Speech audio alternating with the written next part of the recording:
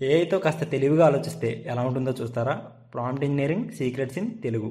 మీరు ఏఐని వాడుతున్నారు, కానీ అవుట్పుట్ మీ ఎక్స్పెక్టేషన్స్కి రీచ్ అవ్వట్లేదు. 1 లైన్లో క్లారిటీ లేకపోతే 10 లైన్స్ రెస్పాన్స్ వేస్ట్ అయిపోతుంది.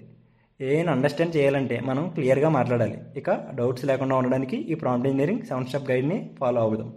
ప్రాంప్ట్ ఇంజనీరింగ్ అంటే టెక్నికల్ కోడింగ్ అని అనిపించవచ్చు, కానీ ఇది కోడింగ్ కాదు, ఇది కమ్యూనికేషన్ ఆర్ట్.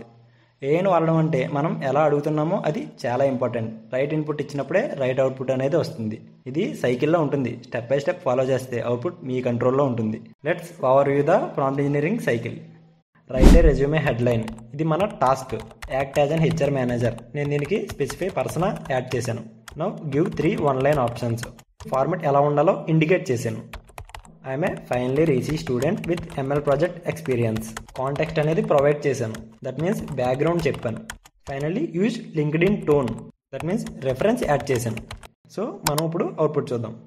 నాకు ఇక్కడ త్రీ అవుట్పుట్స్ అనేవి ఇచ్చింది. సో ఫస్ట్ లైన్ చూస్తే final year EC student, and second line వచ్చేసి aspiring embedded engineer, and third one వచ్చేసి EC graduate. All this from just structuring your input properly. నేను ఇక్కడ నా ఇన్పుట్ అనేది ప్రాపర్గా స్ట్రక్చర్ చేశాను కాబట్టి నాకు అవుట్పుట్ నాకు కావాల్సిన విధంగా వచ్చింది. సో మీరు ఇన్పుట్ అనేది ప్రాపర్గా ఇవ్వండి. ప్రాపర్గా ఇస్తే అవుట్పుట్ కూడా మీకు కావాల్సిన విధంగా ప్రాపర్గా వస్తుంది.